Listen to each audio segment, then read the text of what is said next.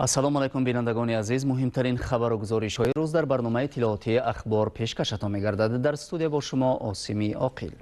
ҷаласаи навбатии раиси вилояти Суғд бо намояндагони бахшҳои гуногуни соҳаи тандурустии вилоят, масъулину мутасаддиёни дахлдори шаҳру ноҳияҳо дар бинои мақомоти иҷроияи ҳокимияти давлатии вилояти Суғд баргузор гардид. дар ҷаласа доир ба пешгирии бемориҳои сироятӣ аз ҷумла COVID-19 ва вазъи эпидемиологии вилоят мавриди баррасӣ қарор гирифт. дар толори мақомоти иҷроии ҳокимияти давлатии вилояти Суғд таҳти раёсати раиси вилоят Раҷаббой Аҳмадзода ҷаласаи корӣ бо намояндагони соҳаи тандурустӣ вобаста ба пешгирии бемориҳои сироятӣ аз ҷумла COVID-19 баргузор гардид. дар кори ҷаласа муовини раиси вилоят, раисони бархе аз шаҳру навоҳӣ, роҳбарон ва масъулини сохторҳои дахлдори вилоятӣ иштирок намуданд. раиси вилояти Суғд Раҷаббой Аҳмадзода дар оғоз аз дастуру супоришҳои асосгузори сулҳу ваҳдати миллӣ, пешвои миллат, президенти ҷумҳурии Тоҷикистон муҳтарам Эмомалӣ Раҳмон оид ба пешгирии хуруҷи бемориҳои сироятӣ, ҳифзи солимии аҳолӣ ва дигар масъалаҳои мавриди таваҷҷӯҳ андешаҳояшро баён намуд. барои иҷрои дастуру супоришҳои сарвари давлат дар назди шахсони масъул вазифаҳои мушаххас гузошта шуд. таъкид гардид, ки бинобар беаҳамиятии сокинон имрӯзҳо аз тарафи ситоди ҷумҳуриявӣ гирифтории шаҳрвандон ба бемории сироятии COVID-19 ба қайд гирифта шудааст. вобаста ба ин дар вилояти Суғд аз тарафи ситоди вилоятӣ чораҳои муассир андешида шуда, тамоми муассисаҳои тиббӣ барои фаъолияти пурсамар ҳамаҷониба омода мебошанд. бо ин мақсад захираи кофии маводи тиббӣ, дорувориҳои зидди вирусӣ, маҳлулҳои безараргардонӣ дар тамоми муассисаҳои соҳа мавҷуд мебошад. вазъияти эпидемиологии вилоят айни замон мӯътадил арзёбӣ гардида, таъкид шуд, ки давлату ҳукумат ҷиҳати дастгирии саривақтии шаҳрвандон тамоми тадбирҳоро рӯи даст гирифтааст. барои муолиҷа ва пешгирии ҳама гуна бемориҳои сироятӣ аз ҷумла COVID-19 дар ҳамаи муассисаҳои тандурустӣ тадбирҳои зарурӣ андешида шуда, маводу доруворӣ ва дигар лавозимот ба таври кофӣ захира гардидааст. бо мақсади фароҳам овардани шароити зарурӣ, раиси вилоят супориш дод, ки дар муассисаҳои соҳаи тандурустӣ барои фаъолияти табибон шароити хуби корӣ, истироҳату табобат фароҳам оварда шавад. ҳамзамон маводи хӯрока аз қабили орд, биринҷ, равған, гӯшт ва дигар маҳсулоти лозима ба қадри зарурӣ аз ҷониби мақомоти иҷроии ҳокимияти давлатии вилояти Суғд ба муассисаҳои тандурустӣ дастрас карда мешавад. роҳбари вилоят қайд намуд, ки имрӯз давлату ҳукумати Тоҷикистон барои пешгирӣ ва кам намудани сироятёбии одамон тамоми чораҳоро андешида истодааст. вале дар назар бояд дошт, ки саломатии ҳар фард дар дасти худи ӯст ва ҳар як шаҳрванд бояд нисбати ҳифзи солимии худу атрофиён масъулият эҳсос намояд. дар ҷаласа вобаста ба вусъат бахшидани корҳои безараргардонӣ, бурдани маъракаҳои фаҳмонидадиҳӣ оид ба пешгирии бемориҳои сироятӣ ва дигар масъалаҳои муҳим ба шахсони масъул вазифаҳои мушаххас дода шуд. ҳамчунин супориш дода шуд, ки дар байни аҳолии корҳои фаҳмонидадиҳӣ дар самти риояи беҳдошти шахсӣ, тоза нигоҳ доштани кӯчаи хиёбонҳо, иҷрои ҳатмии тавсияи мутахассисони соҳаи тиб ва дигар корҳои тарғиботӣ вусъат дода шавад.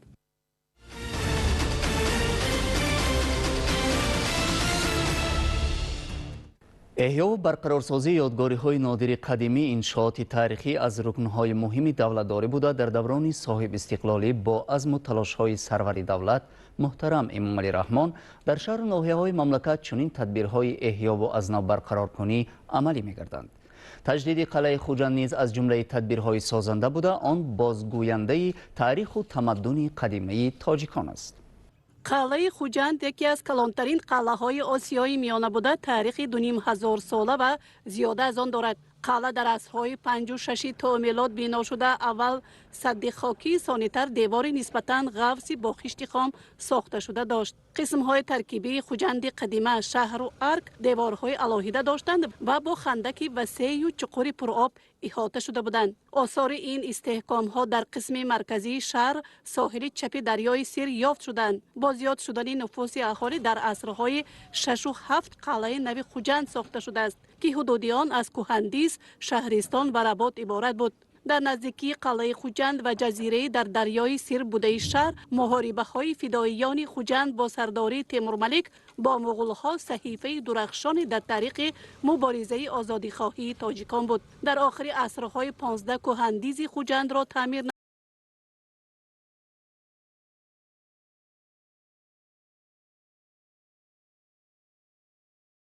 ҳамчун قرارگاهی حاکم محلی استفاده می بردند. قلعه خوجند نمونه عالی تاریخ و مدنیت نیاگانمان بوده. آن از رشد ساحه‌های کشاورزی، چارواداری، هنرمندی، مدنیت بلند شهرداری و شهرسازی دلالت می‌دهد و امروز راه آوردن به احیا و برقرارسازی یادگاری‌های تاریخی از جمله قلعه خوجند این نتیجه عملی شوی سیاست خردمندانه پیشوای ملت محترم امام علی رحمان و شناخت اصل و اصالت و تمدن تاجیکان است که هنوز از دوره‌های قدیم مثلا خوجندیان هنرمند و تاجر بودند. با دستور و هدایت‌های اساسگذار صلح و وحدت ملی پیشوای ملت پرزیدنت جمهوری تاجیکستان محترم امام علی رحمان و با تصمیم و مبلغ‌گذاری مقامات اجرایی حاکمیت دولتی ولایت سوخت سال 2018 از نو برقرارکنی قلعه در مؤسسه دولتی مجمع فرهنگی و تاریخی قلعه خوجند که در حدود 6 هکتار موقع گرفته است آغاز یافت.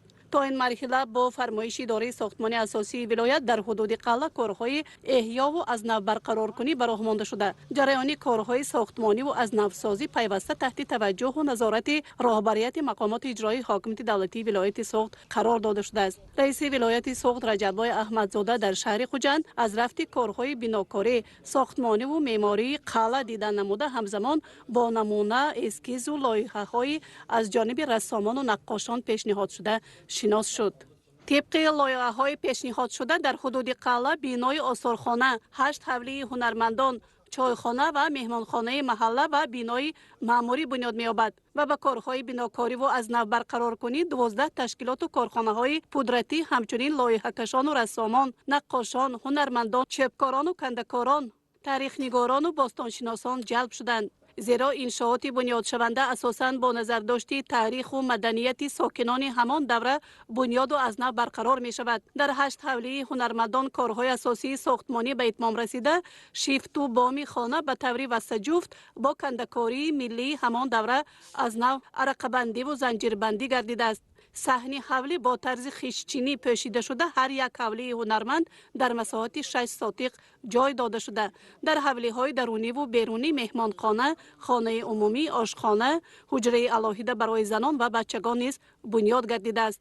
داخل و بیرون خانه ها با استفاده از صنعت معماری قدیمی عصرهای 6 و 7 ساخته شده است و بنا به بازیافت های باستانشناسان و تاریخ نگاران در همان دوره ها هنرهای کلاهگری، آهنگری، چیتگری، ریسندگی و بافندگی، دوریدگری، تاجری و سوداگری، خطاطی، نقاشی و طب خلقی خیلی معمول و رشد کرده بوده است و 8 حوله هنرمندان نیز به همین نمود هنر و هنرمندی موافق است. در بینای آثارخانه نیز کارهای قدرتی با وسعت ادامه دارد. درازی بنا 92 متر، بری آن 32 متر و بلندیش 345 متر بوده. در 3 جانب آن 7 مناره های خرد و کلان و میانه شنانیده می شوند. الحال در 2 قسمت بنا کارهای آهن و بتانی به طور قفسه چینی جریان داشته. در بنیاد بینای آثارخانه خشت پخته اندازش به خشت های همان دوره موافق استفاده می شوند. بنا به طرح معماری و لایحه‌های پیشنهاد شده بینای آثارخانه از 5 تالار عبارت خواهد بود. هر کدام تالار موافق مضمون و ماهیت و کنسپسی تاریخ نگاران و باستانشناسان، رسامان و نقاشان پرداز و آرا داده شده. در آن هنرهای بلند سنگکاری با سنگ‌های نادری آرایشی، کنده‌کاری، گچکاری، آینه بندی استفاده می شوند. هر کدام تالار بازگوینده تاریخ تمدن گذشته و امروزی خلق تاجیک خواهد بود. با به اتمام رسیدن کارهای باستانشناسی، لایحه بندی دیوار و تپه های کشک حاکم نشین آغاز می یابد و همچنین دیوارهای حاطبی قلعه از نو برقرار و مستحکم کرده می شوند. رئیس ولایت به ساختمانچیان و مسئولین وسعت کارهای باقی مانده، تامین با صفت آنها و آغاز تدبیرهای آبادانی را دستور داد. با عملی شوی تدبیرهای احیا و برقرارسازی قلعه خوجند، صحیفه های تاریخ نیاگانمان روشن گشته از روح و نهاد آزادی خواهی تاجیکان، هنرمندی و تاجری گذشتگانمان شهادت خواهد داد و همچنین طبق توصیه ها قلعه خوجند به یک انشاءات سیاحی و هنرمندی و خدمت رسانی تبدیل داده می شود.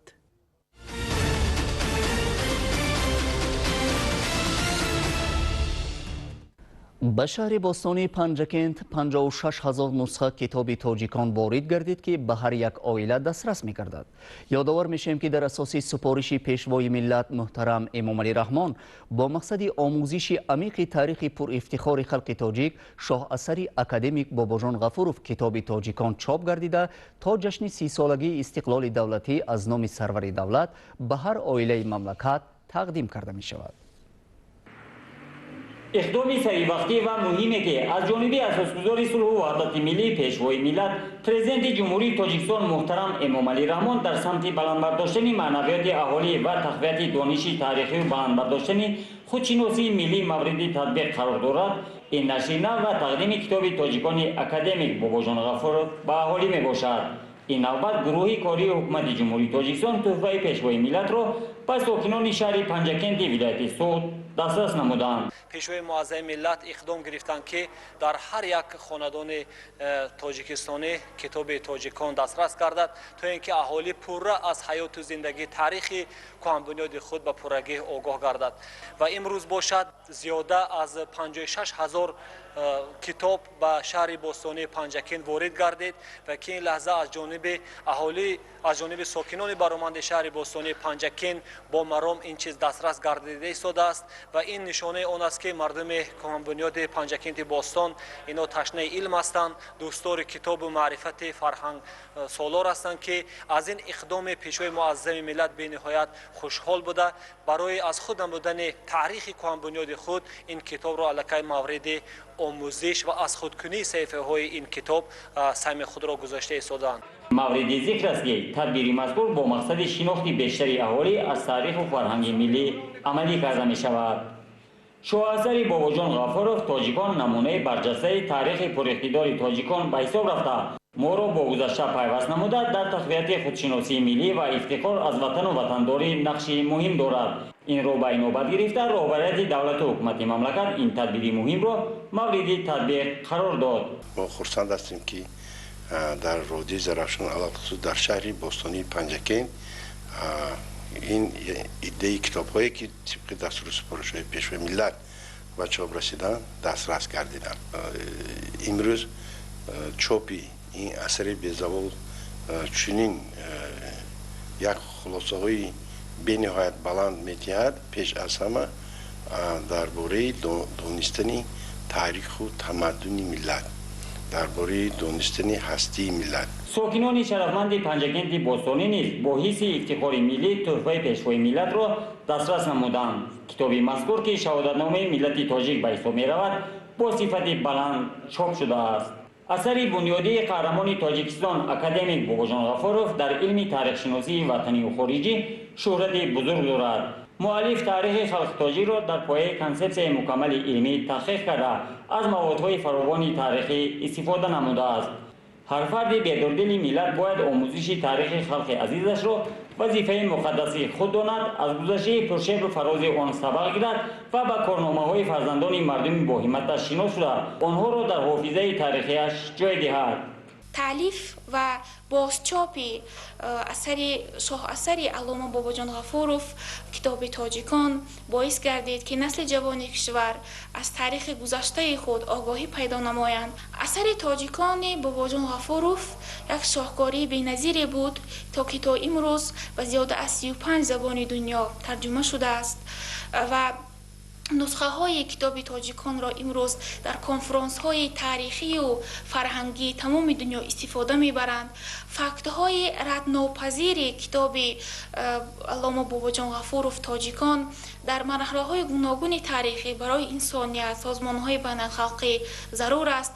با مناسبت 30 سالگی استقلال دولتی شاه اثر تاجیکان با تشبث بی‌واسطه پیشوای ملت پرزیدنت جمهوری تاجیکستان محترم امام علی رحمان با صفت بلند چاپ گردیده همچون تحفه پیشوای معظم ملت به هر یک خانواده تاجیک دسترس کرده می شود. مورد تذکر است که دوباره احیا نمودن شکوه و شهامت و مقام این کتاب با اقدام و دستگیری پیشوای معظم ملت وابسته و پیوسته بوده توسط فاند پرزیدنت جمهوری تاجیکستان از نو چاپ و دسترسی نه تنها شهروندان تاجیکستان بلکه دسترسی مردمان مختلف جهان می گردد. китоби мазкур ба ҳар як сокини шаҳру деҳот тақдим карда шуд ва сокинон низ бо хушҳолӣ ин тӯҳфаи гаронбаҳоро дастрас намуданд. ёдовар мешавем ки тибқи нақша то ҷашни 30-солагии истиқлоли давлатии китоби мазкур ба ҳар як оила дастрас шуда дар тақвияти худшиносии миллӣ махсусан дар байни ҷавонон нақши муҳим мегузорад.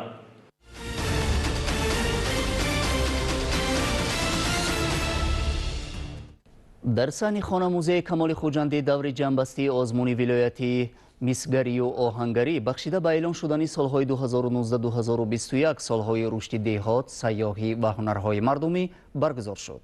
дар он аз 14 шаҳру ноҳияҳои вилоят ҳунармандон ширкат варзида маҳсули дастранҷи худро ба маърази тамошо гузоштанд.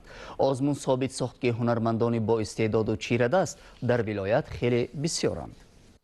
ҷамъбасти озмуни вилояти мисгарию оҳангарӣ бахшида ба эълон шудани солҳои 2019-2021 солҳои рушди деҳот, сайёҳӣ ва ҳунарҳои мардумӣ боз ҳам дар саҳни хона музей ва чорбоғи Камоли Хуҷандӣ доир гардид.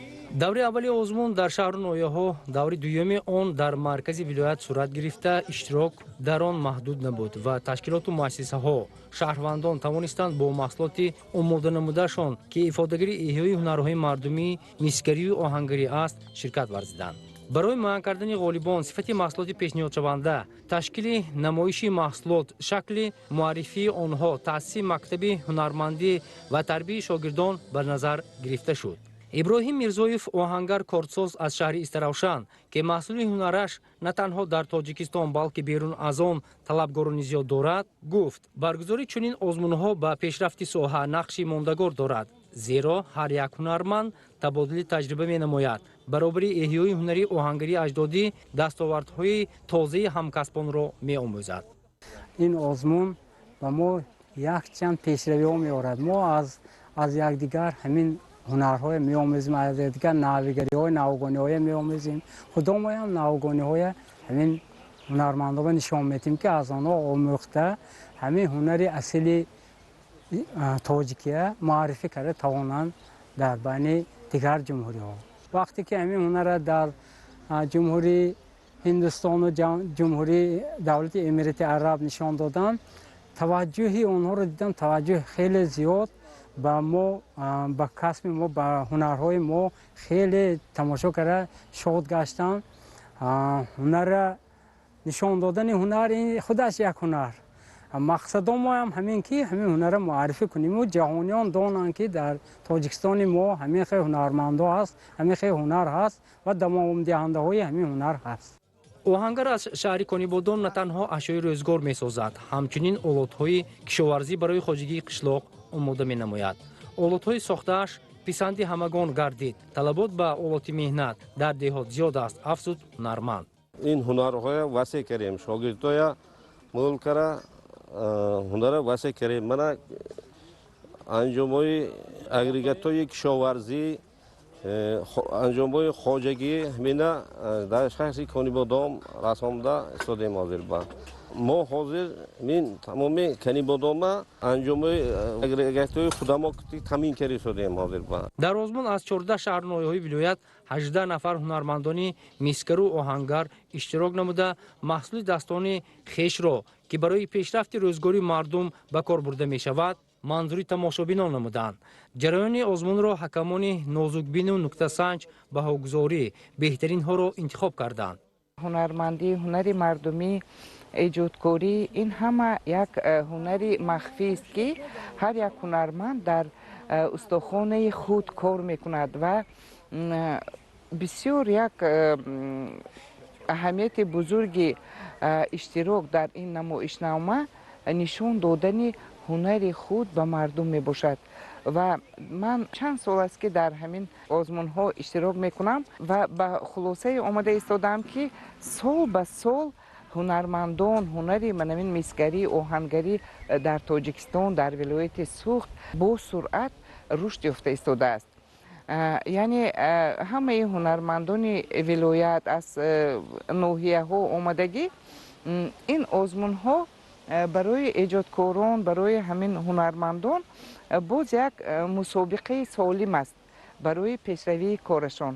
дар қисмати ҷанбастии озмун муовини раиси вилоят Анвар Яъқубӣ сухан карда гуфт ки даври аввали озмун дар ҳамаи шаҳрноиҳои вилоят баргузор ва ғолибон ба даври вилоятӣ рохат гирифтанд. Зикр гардид ки рушди соҳа баҳри пешрафти иқтисодиёти миллӣ замина мегузорад. ҳамзамон намояндаи кумитаи рушди сайёҳӣ назди ҳукумати ҷумҳурии Тоҷикистон дар чорабинӣ иштирок ва суханронӣ кард. озмун ҷанбаст ғолибон бо диплом, сипоснома ва мукофотҳои пурии мақомоти иҷроии ҳокими давлати вилоят ки барои ҷои аввал 3000 сомонӣ, барои ҷои дуюм 2000 сомонӣ ва барои ҷои сеюм 1000 сомонӣ муайян шуда буд, сарфароз гардиданд. ғолибони даври вилоятӣ барои иштирок ба даври ҷумҳуриявӣ рохат гирифтанд.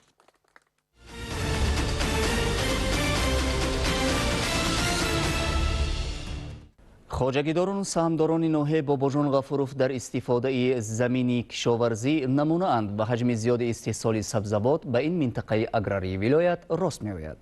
дар кишти такрории хоҷагидорон дар баробари сабзавот, полезиҳо, донагиҳо ҳамчунин пахта кишт менамоянд. бино ба таҳлили мутахассисон дар ҳамин давра гузаронидани кишти пунбадона ба давраи оптималии кишту парвариш ба истеҳсоли пахта мутобиқ аст. اهل جمعیت سخامی به نام ابراهیم جمعیفی نوحی باباجان غفورов در میدانهای از دروی غله آزاد گشته پخت کیشت می نمایند. این تدبیر با مقصد تامین استفاده عاقلانه و با ثمر از زمینهای کارم و افزون نمودن حجم استحصال پخت همچون زراعت مهم استراتژی و اشیاء خام صنعتی براه مانده شده. در کشت تکراری پخت خواجگیداران اساساً از نوع و نمودهای تیزپزک و حاصلناکیشان بلند استفاده می نمایند. بنا به تحلیل متخصصان کشاورزان در همین مرحله ها پخت کیش نموده نشان دهنده های معیاری را نایل گشتن ممکن است. مثلا نوع و نمود و تخمی های از خارج وارد شونده مای 455 دوستی و بعضا نوع های محلی به کشت تکراری موافقند. برای طلبات اگرتکنیکی در دوره های اپتیمالی از عامل های اساسی گرفتن حاصل دلخواه است. موافق خواجگی در 30 گکتار پخته تکراری کشت می نمایند و این تدبیر را با استفاده از امکانیات ها در مهلت های کوتاه‌ترین عملی نمودند. عموما خواجگی سال جاری در 1750 گکتار پنبه‌دانه کشت نموده الحال نشأونمای معیاری و دوره‌ای را تامین نموده است. در 480 گکتار میدان شانه‌بندی، 570 گکتار گلبندی نهال پخته تامین گشته. هر روز خواجگی داران در 200 گکتار آبیاری و همچنین آب نشأونما گرفته. کارکرد بین قطار و آذوقه‌دهی را نیز مطابق به تکنولوژی‌ها براه ماندند. طبق اطلاع مقامات اجرایی حاکمیت دولتی ناحیه باباجان غفورов در جمعیت و خواجگی‌های دیگری ناحیه نیز پخت کشت نموده ایستادند و در مجموع در 300 گکتار این تدبیر عملی می‌گردد. این زمان ما زمین‌های از غله، پیازهای بروقتی، کارتوشکای بروقتی زمین‌های خالی شده در کشت تکراری پخت تیزپزک کشت نموده ایستادیم. ما تخم‌های تیزپزکی 90 روزه آورده کشت نموده ایستادیم. ما تمام اگریتکنیک‌های رعایت کرده به مدت 90 روز به پخته پخته میرسونیم و حرکت میکنیم که این حاصل دلخواه گیریم. اکثر از خواجگیداران از جمله سهمداران و اجاره‌کاران جمعیت سهامی به نام سید خواجه ارنخواجیف ناحیه باباجان غفورov در کشاورزی و استفاده با ثمر و عاقلانه زمین از یک زمین گرفتنی 2 3 و زیاده از آن حاصل نمونند. مثلا اجاره‌کار مروجان علامرادوف در زمین‌های اجاره‌ایش انواع محصولات کشاورزی را در اول بهار کشت نموده الحال از آن حاصل دلخواهی سبزوات مثلا سبزی به دست می‌آورد و پامیدار و پالزی ها نیز حاصل خوب دارند. حاصل پامیدار پخته رسیده را در 2 3 روزی نزدیک جمع آوری نموده بازار استعمالی را با پامیدار و سبزوات خوش‌صفتی استحصال خود تامین می‌نمایند که این از عامل‌های تاثیر بر ارزش محصولات کشاورزی از جمله سبزوات میباشد. تنها خواجگیداران جمعیت سهامی به نام ارنخواجیف در 50 گکتار پامیدار، 40 گکتار سبزی، 90 گکتار کارتوشکی بر وقت کشت نموده الحال تا 30-40% حاصل رسیده را جمع آوری نموده. در کشت تکراری سبزوات، سبزی، لوبیاگی ها، مکه برای دان، پخته و پالزی ها می‌کنند و با این راه دوام سال از زمین های کارم پرثمر استفاده برده نمونه خوب تکرار استحصال را عملی می‌نمایند. کشاورزان و سهمداران ناحیه باباجان غفورov در کشاورزی صاحب تجربه‌اند و حجم زیاد استحصال سبزوات به این منطقه اگراری ولایت سوخت راست می‌آید.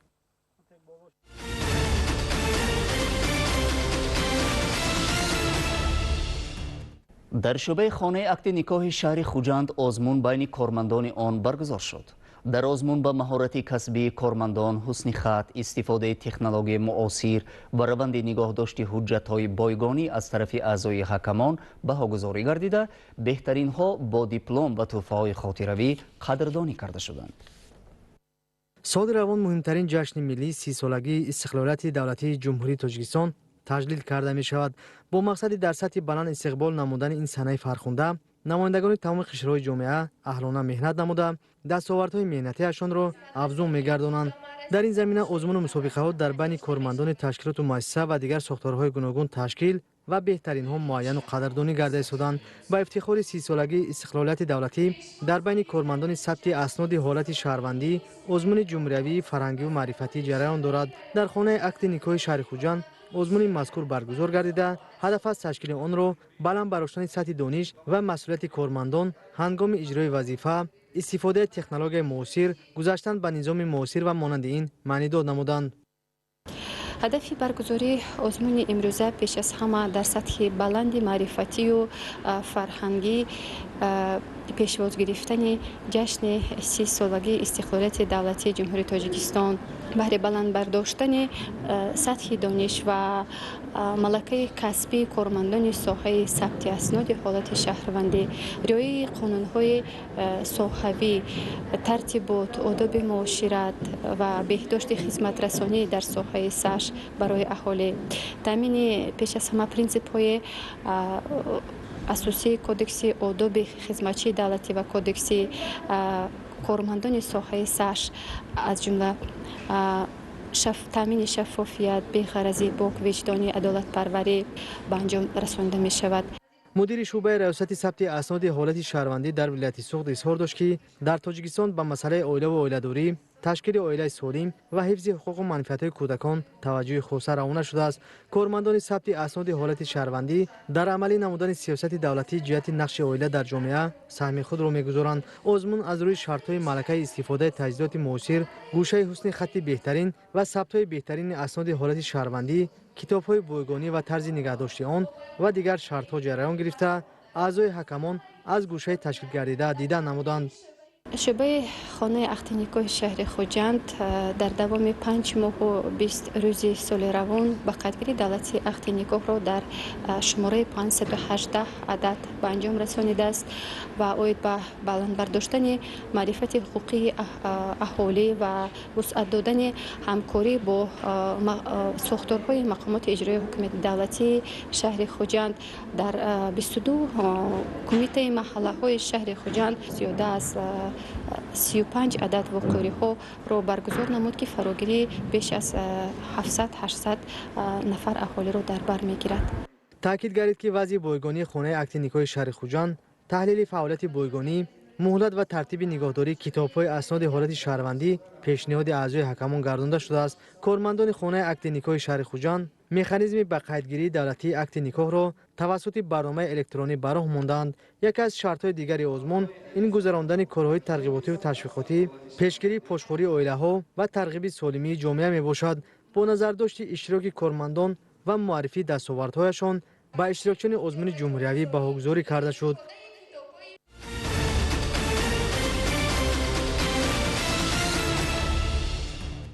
در پیشرفت و ترقیات ساحه تندرستی کشور سهم طبیبان بسا کلان است. برای معالجه بیماران در ولایت طبیبان از اصولهای پیشرفته استفاده میبرند.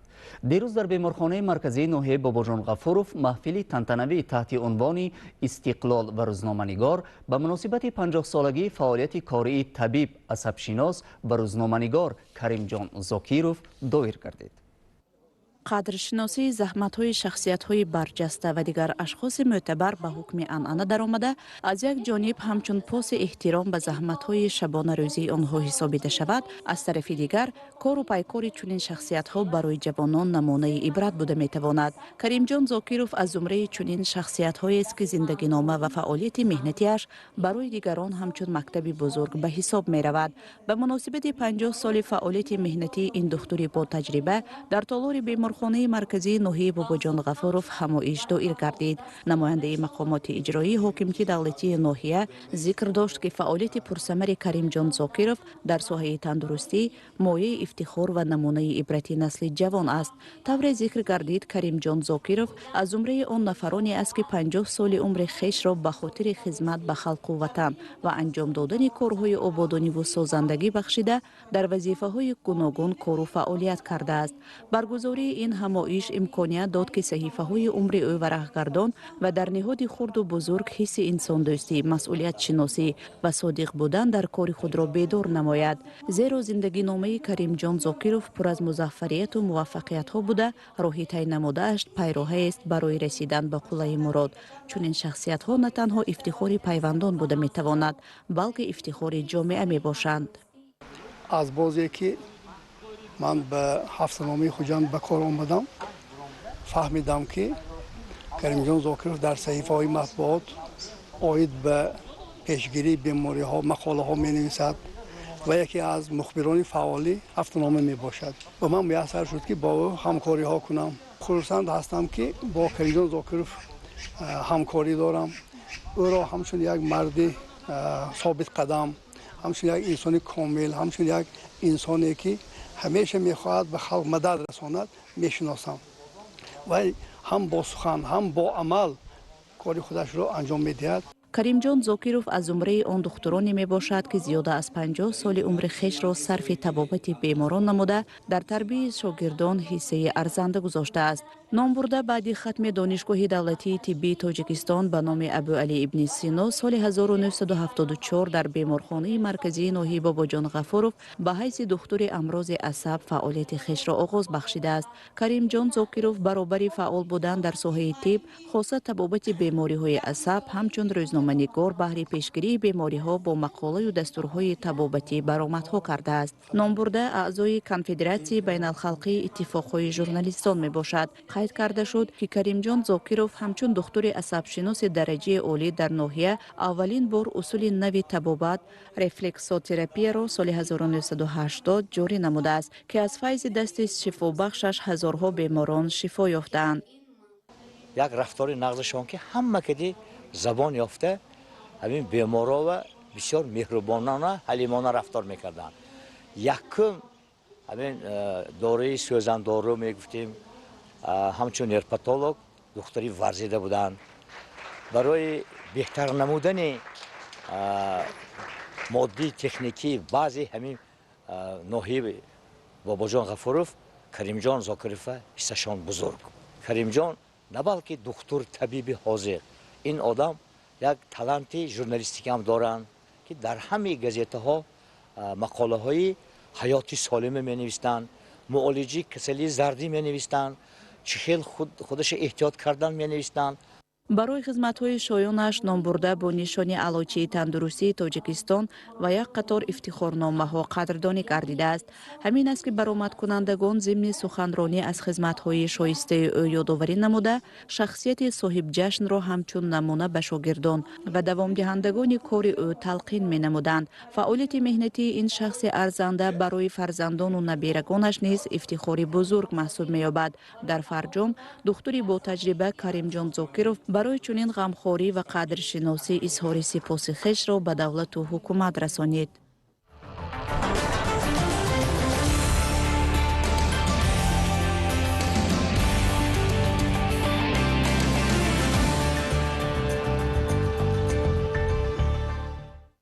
باخری دسته های مکتب مخصوصی فوتبال ولایت سوخت و مکتب مخصوصی ورزشی ذخیره های المپی سورا کمپانیا در دور دوم چمپیونات تاجیکستان آید به فوتبال بین نورسانی 16 ساله مساوی انجام یافت. در شهر گلستان ولایت سوخت مسابقه آید به فوتزال بین کارمندان تشکیلات های قرضی آغاز گردید. در این چهاربینی ورزشی که 6 روز ادامه می‌یابد، 8 دسته ورزشکاران تشکیلات های قرضی شهر دوشنبه و ولایت سوخت اشتراک دارند. در دور دوم چمپیونات تاجیکستان بین نورسانی تا 16 ساله لیگ پیشرفت دسته مکتب مخصوصی فوتبال ولایت سوخت تیم مکتب مخصوصی ورزشی ذخیره‌های المپی سورو کمپانیا را در میدان خود قبول کرد. در قسم اول دیدار صاحبان میدان حساب را کشودند. توپ جوابی فوتبالبازان دسته مهمانان در قسم دوم دیدار به ثمر رسانیدند و واخوری این دسته ها با حساب 1-1 مساوی به انجام رسید. امروز دوره دومی چمپیوناتی جوانان سر شد. ما خیلی منتظر هستیم از فدراسیون فوتبال جمهوری تاجیکستان که همه خیلی لیگ کودکان نارسون تشکیل کردن. این برای پیشروی فوتبال تاجیک سهم کلامی باشد. ما در دوره‌های آینده کوشش می‌کنیم که دستای مکتبی ورزشی ما بازی خوب نشون دهند و در حریف خود غالب آیند و خالهایی که به خود ضرورن دست به خود گیرند. مورد به ذکر است که در دور اول چمپیونات مذکور دسته مکتب مخصوصی ورزشی ذخیره‌های المپی سورو کمپانیا تیم اسفرای شهر اسفرا را با حساب 1-0 مغلوب کرده بود. دسته مکتب مخصوصی فوتبال ولایت سوخت باشد واخوری اول خود را با دسته رفشن با حساب 2-0 با باخت به انجام رسانید. در دور سوم چمپیونات مذکور که سنه 26 ایون برگزار می شود دسته مکتب مخصوصی فوتبال ولایت سوخت با تیم مؤسسه دولتی مکتب ورزشی ناحیه جیهون و تیم مکتب مخصوصی ورزشی ذخیره‌های المپی سورو کمپانیا با دسته وحدت ناحیه وحدت واخوری دویر می نمایند. ما فوتبالبازان دسته مکتب مخصوصی ورزشی ذخیره‌های المپی سورو کمپانیا در مسابقه جمهوری اشتراک کرده در دور اول ما اسفرا را در میدان خودمان مغلوب کرده و دور دوم که در شهر خوجند بود در اینجا آماده ما مساوی به انجام رساندیم بازیمون را. میانه‌داری خودمان را به فدراسیون فوتبال تاجیکستان میرسانیم که همین خیلی مسابقه را تشکیل کردن. آینده می‌خواهیم چون این مسابقه ها بسیار شود بسیار نورسان و جوانان در این مسابقه ها اشتراک کنند.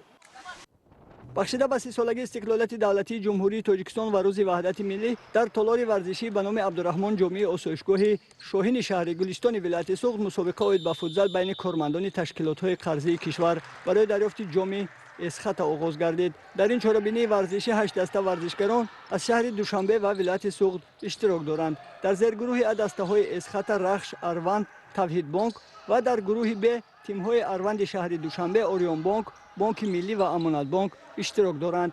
در دور اول مسابقه دسته اسخط توحید بانک را با حساب 5-2 و رخش اروند ولایت سوخت را با حساب 8-5 شکست دادند. واخوری تیم‌های اروند شهر دوشنبه و امانت بانک با حساب 1-5 و دیدار اوریون بانک و بانک ملی با حساب 2-7 به انجام رسیدند. با تشکیل کنندگان همین چهاربینی یعنی فدراسیون فوتبال تاجیکستان و دیگر مسئولانی که همین مسابقه رو تشکیل کردن میانه‌داری خودمون رو بیان می‌نماییم که سالهای اخیر نسبت رشد فوتبال در جمهوریمون توجه خیلی زیاد می‌باشد. دور دوم مسابقه باشد با چنین نتیجه ها انجام یافت. امانت بانک بانک ملی 3-2، اروند دوشنبه اوریون بانک 4-5، توحید بانک اروند سوخت 1-6 و اسخط رخش 3-3. مسابقه مذکور در 3 دور دیگر ادامه می‌یابد و غالبان و جایزه داران معین می‌گردند.